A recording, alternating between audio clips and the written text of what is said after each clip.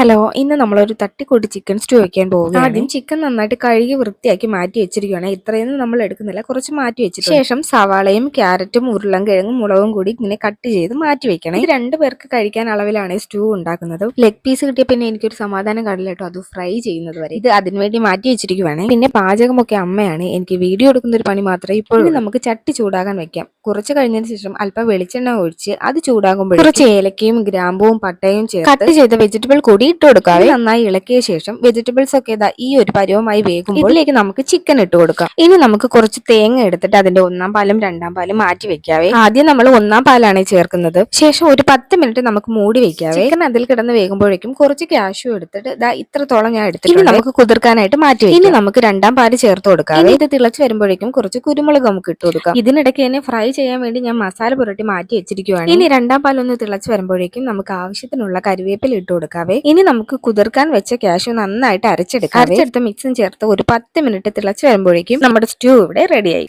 അപ്പോൾ അടുത്ത വീഡിയോയുമായി വീണ്ടും കാണാം.